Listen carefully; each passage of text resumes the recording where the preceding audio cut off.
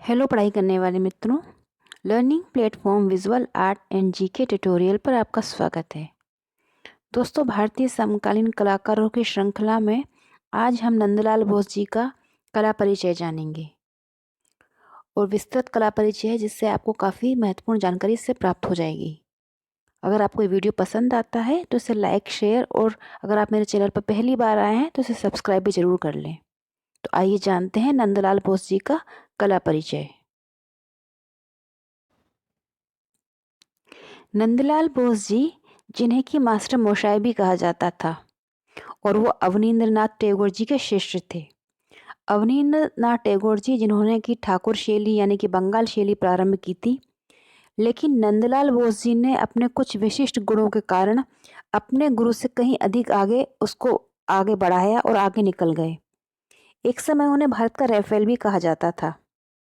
नंदलाल बोस जी का जन्म हुआ था 3 दिसंबर 1882 को बिहार राज्य के मुंगेर जिले के हवेली खड़गपुर में। हवेली खड़गपुर एक कस्बे का नाम था। वहाँ एक मध्यम वर्गीय बंगाली परिवार में उनका जन्म हुआ था।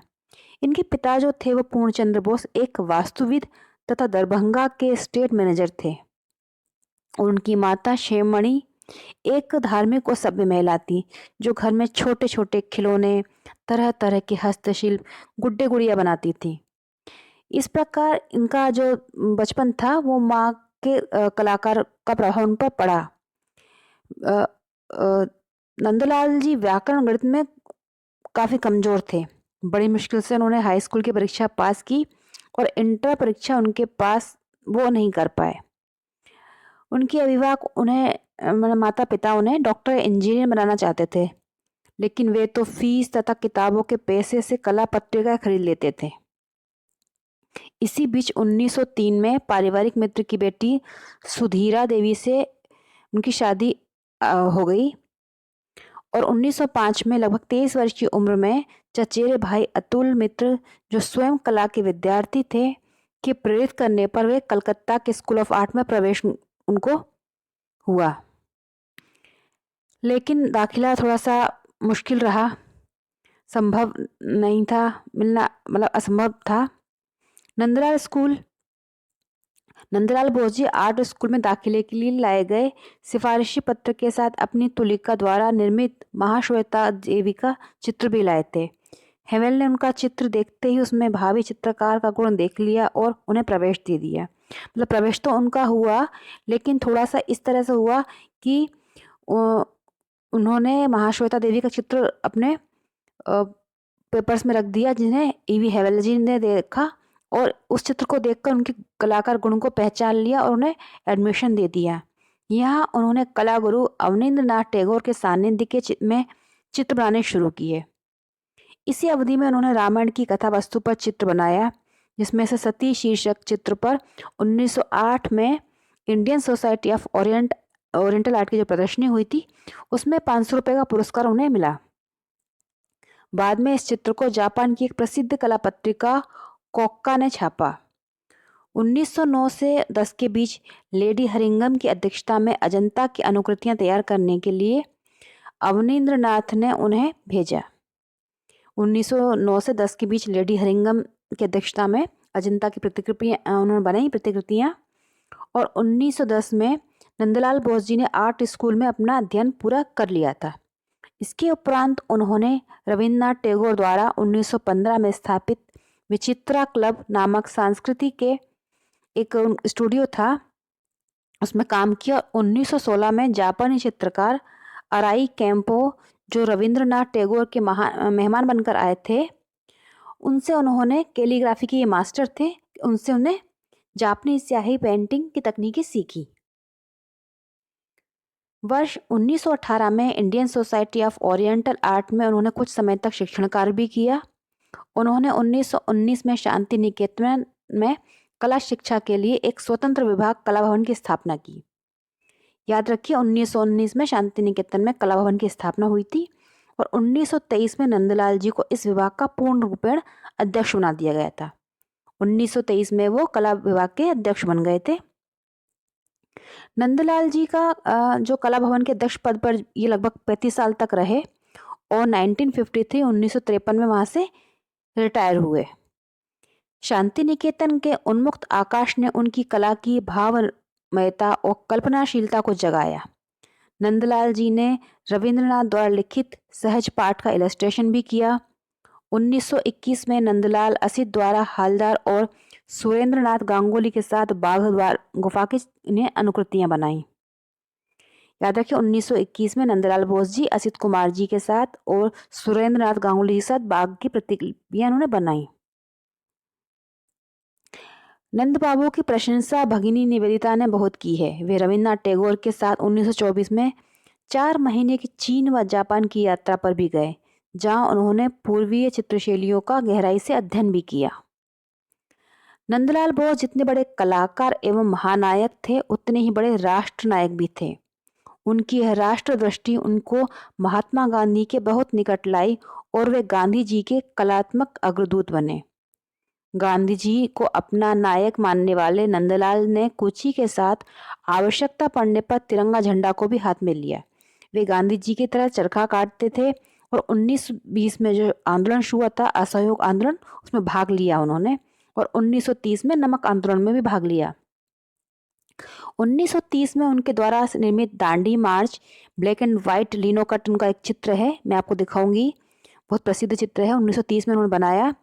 उनके श्रेष्ठ चित्रों में गिना जाता है, जो वर्तमान में राष्ट्रीय आधुनिक कला संग्रहालय नई दिल्ली में सुरक्षित है।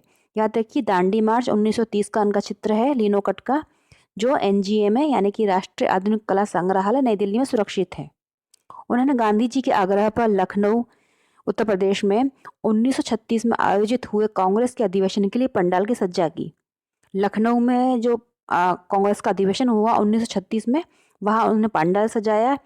इस अवसर पर छात्रों के साथ मिलकर भारत कला प्रदर्शनी भी आयोजित की। 1937 में फैजपुर जो पश्चिम बंगाल में आयोजित हुआ था 51वां कांग्रेस अधिवेशन। और अगले वर्ष 1938 में, ये कई बार पूछा गया, हरिपुरा जो कि गुजरात में है, 1938 में आयोजित अखिल भारतीय कांग्रेस अधिवेशन के लिए पंडाल की सज्जा की। और हरिपुरा कांग्रेस अधिवेशन के लिए नंदलाल जी ने अपने कई विश्व प्रसिद्ध पोस्टर बनाए, जिनका विषय भारतीय ग्राम्य जीवन था। हरिपुरा कांग्रेस के लिए जो पोस्टर बनाए उनका टॉपिक था भारतीय ग्राम्य जीवन। इनमें से एक भारतीय किसान खेत जोतते हुए शीर्षक चित्र बहुत उत्कृष्ट बना है उनका। नंदलाल बोस जी के शब्दों में, मैंने 200 चित्र स्वयं बनाए और 200 विद्यार्थियों ने बनवाए।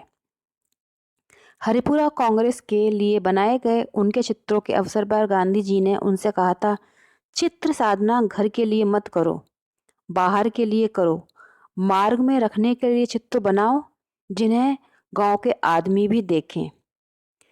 नंदलाल बोस अपने भित्ति चित्रों के लिए बहुत प्रसिद्ध हुए। 1916-17 में उन्होंने मध्य भारत के महान वैज्ञानिक जगदीश चंद्र बसु के निमंत्रण पर कोलकाता स्थित उनके पैतृक निवास पर सुरेंद्रनाथ के साथ मिलकर भित्ति चित्र बनाए। याद रखिए जगदीश चंद्र बसु के निमंत्रण पर 1916-17 में इन्होंने चित्र बनाए थे। इसके अलावा उन्होंने कोलकाता के ही बसु विज्ञान मंदिर या बोस संस्थान में भी 1910-12 में मध्य भित्ति चित्र बनाए। शांति निकेतन के कला भवन की दीवार पर उनके द्वारा बनाया गया 11 फीट लंबा भित्ति चित्र अर्जुन और चित्रांगदा, ये याद रखिए 1910-12 में के मध्य बनाया था भित्ति चित्र कला भवन में। 11 फीट है इसकी माप। अर्जुन और चित्रांगदा बहुत ही अनुपम और श्रेष्ठ है। उन्होंने शांति निकेतन में पुरातन पुस्तकालय भवन की दीवार को भी सज्जित किया। यहाँ उन्होंने उमा का दुख व उमा प्रायश्चिते, वीणा वादिनी और वर्षा आत्मा आदि चित्र बनाए। 1928 में शांति निकेतन में हल उत्सव की स्मृति में इतावली भित्ति लेप चित्रशैली, जिसको फ्रेस्को ब्यूनो कहा जाता है, उसमें उन्होंने एक विशाल भित्ति चित्र बनाया जो कि श्रद्धा, उत्साह और भारतीय ग्रामीण संस्कृति का परिचायक है। 1933 में इन्होंने पुस्तकालय के भवन में ही भूमितल के सामने वाली दीवार पर राजस्थानी शैली के चित्र बनाए। 1924 में बड़ौदा राज्य के आमंत्रण पर वह अपने 24 शिष्यों सहित बड़ौदा गए। 1924 में अपने 24 शिष्यों को लेकर बड़ौदा गए। वहां उन्होंने कीर्ति मंदिर या टेम्पल ऑफ फेम नामक राजप्रसाद की दीवारों पर भित्ति चित्रों की रचना की। इन चित्रों में उनका बनाया गंगावतरण भित्ति चित्र विशेष उल्लेखनीय है। याद रखिए, वहाँ पर एक चित्र बनाया जिसका टाइटल है गंगावतरण। 1942 में शांति निकेतन में उन्होंने चीनी भवन की दीवार को सजाने के लिए जलता, देवदार और नटीर की पूजा जो रविन्द्रनाथ टैगोर के नटीर पूजा नामक गीति नाट्य पर आधारित है, भित्ति चित्र उन्होंने बनाया। याद रखिए, यहाँ पर शांति निकेतन में चीनी दीवार पर नंदलाल बोस जी ने चित्र बनाए थे। इसके साथ ही साथ विनोद बिहारी मुखर्जी ने भी वहाँ पर चित्र बनाए हैं, और विनोद बिहारी मुखर्जी पर मैं वीडियो बना चुकी हूँ, आप जरूर देखिएगा। नंदलाल बोस जी को भारतीय संविधान की मूल प्रति को अपने चित्रों से सजाने का गौरव भी प्राप्त हुआ। कहा जाता है कि नंदलाल बोस जी की भेंट पंडित नेहरू से शांति निकेतन में हुई थी, और वहीं नेहरू जी ने नंदलाल को भारतीय संविधान की मूल प्रति को अपनी चित्रकारी से सजाने का आमंत्रण दिया। 221 पेज के इस दस्तावेज के हर पन्ने पर चित्र बनाना संभव नहीं था, लिहाजा नंदलाल ने संविधान के हर भाग के शुरुआत में, मतलब अलग जो भाग हैं उसमें 8 से 13 इंच माप के चित्र बनाए। संविधान में कुल 22 भाग हैं। इस तरह उन्होंने भारतीय संविधान की इस मूल प्रति में कुल 22 चित्र बनाए हैं। 221 पेज का संविधान है, लेकिन उसके हर जो 22 भाग हैं उसके, और हर भाग के शुरुआत में उन्होंने एक चित्र बनाया। इस तरह से उन्होंने 22 चित्र बनाए हैं। इन 22 चित्रों को बनाने में उन्हें 4 साल का समय लगा।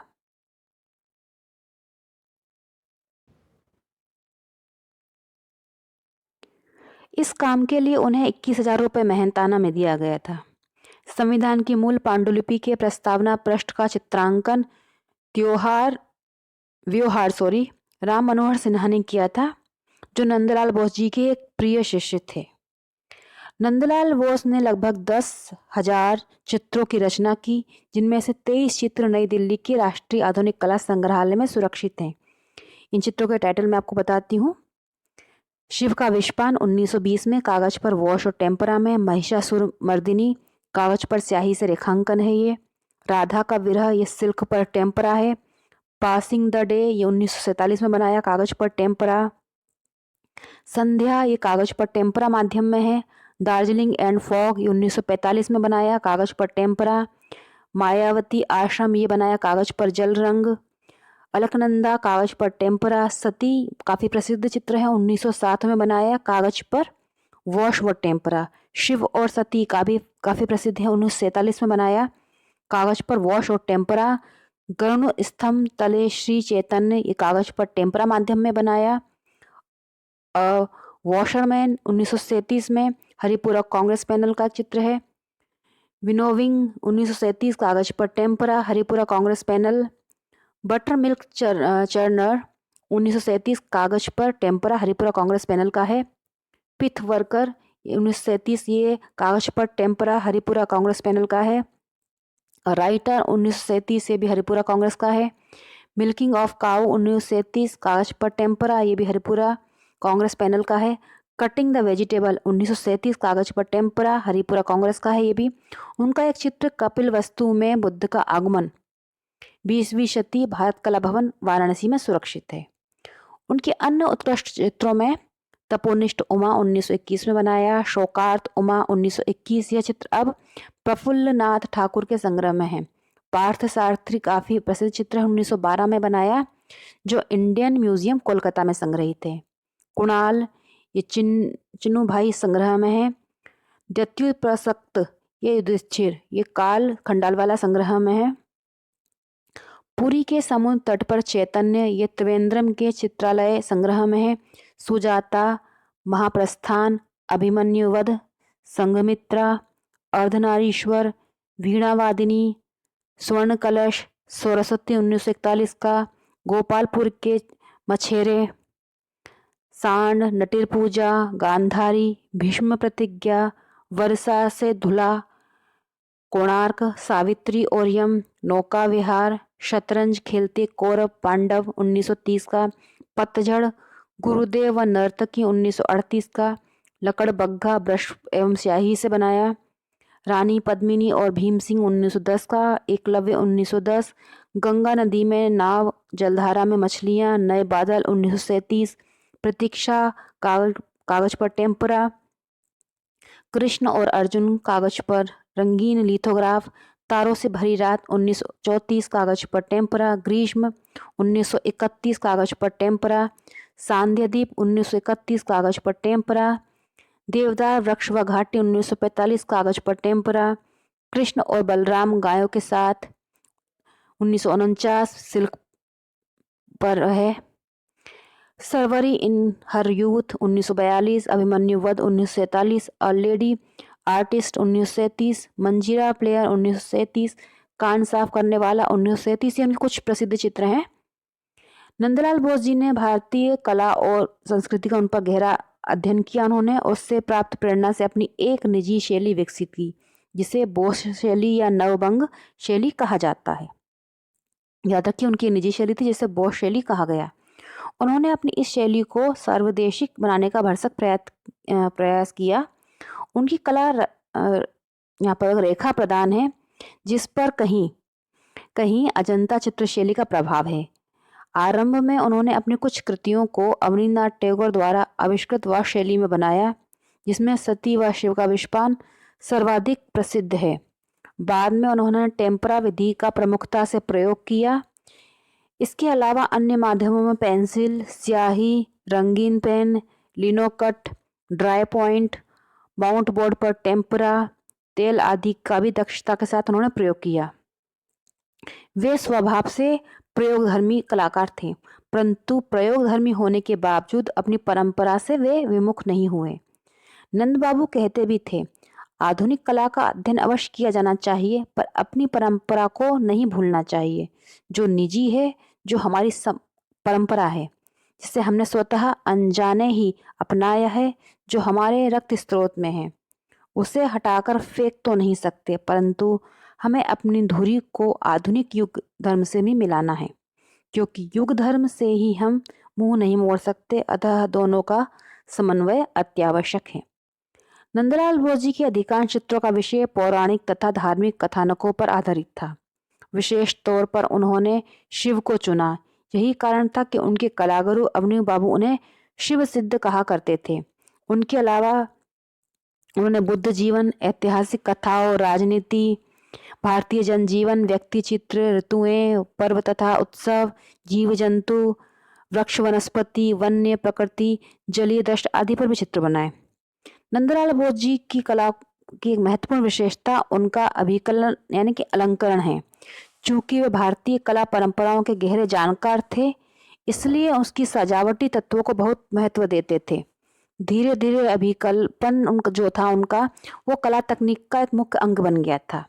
उनके द्वारा निर्मित गंगा अवतरण और महिषासुर मर्दिनी शीर्षक चित्र अलंकरणात्मक विशेषताओं से परिपूर्ण हैं। उनकी तकनीकी कुशलता का एक और पक्ष उनकी रेखाओं की प्रौढ़ता है, चाहे लय हो, बल हो या प्रवाह। उनकी रेखाएं उनकी कृति के विन्यास को मजबूती से थामती हैं और उसे अपेक्षित प्रभाव से भर देती हैं। उनका विलक्षण रेखांकन देखकर उनका नया छात्र कह उठता था, मास्टर मोशाय, मुझे मालूम नहीं था कि गधा भी इतना सुंदर होता है। अजंता और बाघ के भित्ति चित्रों से लेकर बंगाल के पटुआ चित्रों तथा स्थानीय लोक कलाओं का भी नंदलाल जी के ऊपर प्रभाव था। उनके द्वारा निर्मित श्री कृष्ण अर्जुन चित्र पर अजंता शैली का स्पष्ट प्रभाव है। उनका चित्र राधा का विरह बंगाल के पट चित्रों से प्रभावित है। स्टेला क्रेमनिश ने मास्टर मोशाय के चित्रों की चर्चा करते हुए कहा था कि उनके रेखा चित्र, ऑटोग्राफ चित्र और कार्ड चित्र आधुनिक भारतीय चित्रकला के बहुमूल्य रत्न हैं। पांडवों का हिमालय आरोहण नामक 15 फीट लंबा चित्र उन्होंने मात्र 1 घंटे में बनाया था, जिसमें उन्हें कहीं भी कुछ बदलना या सुधारना नहीं पड़ा। नंदलाल बोस जी ने चित्र सृजन के साथ साथ लेखन में भी अपना अमूल्य योगदान दिया। 1944 में उनकी प्रसिद्ध पुस्तक शिल्प कथा प्रकाशित हुई। इस पुस्तक में उन्होंने 10 कला लेखों का समायोजन किया है, जिसके अंतर्गत चित्रों के प्रकार, कला के मानदंड, रंग आदि से संबंधित उल्लेख हैं। 1949 में उनकी अन्य विख्यात पुस्तक रूपावली का 3 भागों में प्रकाशन विश्व भारती ग्रंथालय कोलकाता से हुआ। 1910 से 1914 ईस्वी के बीच डॉक्टर आनंद कुमार स्वामी और सिस्टर निवेदिता के साथ myths and legend of Hindus and Buddhist ग्रंथ लिखा, उसके लिए भी चित्र बनाए उन्होंने। 1940 में विश्व भारती त्रैमासिक में सजावटी कला नाम से उन्होंने लेख प्रकाशित किया। 1943 में मायावती अद्वैत आश्रम के स्वामी पवित्रानंद के साथ हुए वार्तालाप के आधार पर लिखा हुआ लेख कला एक साधना प्रबुद्ध भारत में प्रकाशित हुआ। 1956 में उनकी एक अन्य चर्चित पुस्तक शिल्प चर्चा का प्रकाशन हुआ। आचार्य नंदलाल बोस जी की शिष्य परंपरा अति समृद्ध रही। उनके जो प्रसिद्ध चित्र रहे उनमें विनोद बिहारी मुखर्जी, राम किंग गर्बेज, राम मनोहर सिन्हा, के.जी. सुब्रमण्यम, ए. रामचंद्रन, हेनरी धर्मसेना, प्रतिमा ठाकुर, रामानंद गोपोध्याय, सोवन सोम, जहरदास गुप्ता, सबिता ठाकुर, मेंजा सुगनेश, यश बब्बू, सत्यजीत रॉय, दिनकर कौशिक, अमृतलाल वेगड़, चौरंगा चरण, ये कुछ प्रसिद्ध कलाकार उनके शिष्य रहे।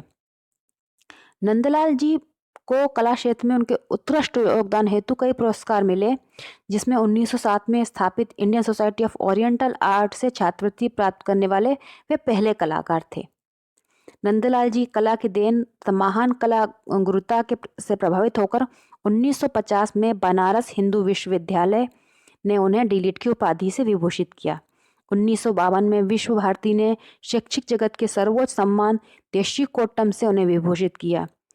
1954 में उन्हें अपनी सेवाओं अपने कार्यों के लिए पद्म विभूषण सम्मान मिला और पद्म विभूषण सम्मान प्राप्त करने वाले वह पहले कलाकार थे। 1956 में ललित कला अकादमी नई दिल्ली के फेलो अधिशस्त के रूप में उन्हें चुने जाने वाले दूसरे कलाकार थे।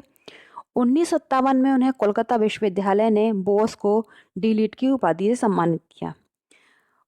1958 में ललित कला अकादमी कोलकाता ने उन्हें रजत जयंती पदक प्रदान किया और 1963 में रविंद्र भारती विश्वविद्यालय ने उन्हें डीलिट की उपाधि दी। 1965 में उन्हें एशियाटिक सोसाइटी कोलकाता रविंद्र भवन शताब्दी सम्मान मिला। नंदलाल बोस को 1951 में कला भवन शांति निकेतन से सेवानिवृत्ति के पश्चात 1954 में स्थापित ललित कला अकादमी नई दिल्ली के पहले अध्यक्ष के लिए नामित किया गया था, लेकिन खराब सेहत के कारण वो इस पद पर नहीं गए। नंदलाल बोस जी पहले ऐसे कलाकार थे जिनकी कृतियों पर सर्वप्रथम रंगीन वृत्तचित्र यानी कि डॉक्यूमेंट्री बनी और नंदलाल के जीवन पर आधारित 44 मिनट की एक लघु film Nandalal Bose a tribute to the legend artist बनी, जिसे बनाया सुभाषिस बनर्जी ने। 16 अप्रैल 1966 को 83 वर्ष की उम्र में स्वदेशी के पक्षपाती इस महान कलाकार का देहावसान हो गया। नंदलाल बोस जी का कहना था कि सौंदर्य के अभाव से मनुष्य केवल रस के क्षेत्र में वंचित नहीं होता, अपने मानसिक और शारीरिक स्वास्थ्य की दृष्टि से भी वह क्षतिग्रस्त होता है। तो ये था विस्तृत कला परिचय नंदलाल बोस जी का। आई होप इससे आपको काफ़ी सारी जानकारी प्राप्त हुई होगी। अब आइए उनके कुछ चित्रों पे हम नज़र डालते हैं। ये है उनके द्वारा बनाए हुए चित्र। 1938 का है tiller of the soil. Rati with her बो, ये 1937 में उन्होंने बनाया है। टेम्परा माध्यम के चित्र हैं। ये है दांडी मार्च जो 1930 में उन्होंने लीनो कट में बनाया था। ये एक वीणा वादनी उनका बनाया हुआ चित्र है सरस्वती। ये है एकलव्य एंड द्रोण 1913 में बनाया उन्होंने। ये संघमित्रा अशोक की डॉटर उनका चित्र बनाया था, रेखा चित्र है ये कि उनके द्वारा बनाया गया अन्य चित्र। ये फ्लावर गेजर, ये एक वॉश और टेम्परा माध्यम का चित्र है उनका द्वारा बनाया गया। एक ये वॉश टेक्निक का शिव का बनाया है चित्र उन्होंने। ये पार्थ सारथी का भी प्रसिद्ध चित्र रहा और इस पर अजंता चित्रों का प्रभाव है। ये उनका बनाया हुआ चित्र युधिष्ठिर विथ हिज डॉग। ये जब युधिष्ठिर जब स्वर्ग यात्रा पर जाते हैं, ये 1913 में उन्होंने बनाया। ये राधा कृष्ण एक अन्य चित्र उनका। ये सती, ये गुरु द्रोण के साथ उनका एक चित्र। एक उनका एक और ये चित्र है यम और सावित्री, ये उनका बहुत प्रसिद्ध चित्र है। ये कृष्ण एक उनका प्रसिद्ध चित्र। तो दोस्तों ये थे कुछ महत्वपूर्ण चित्र नंदलाल बोस जी के द्वारा बनाए गए। अगर आपको ये वीडियो पसंद आता है तो प्लीज़ इसे लाइक शेयर ज़रूर करें और कमेंट करें, और अच्छे से इसको 2-3 बार अगर आप वीडियो को देखेंगे तो आपको काफ़ी सारी जानकारी याद हो जाएगी। गुड लक, जय हिंद।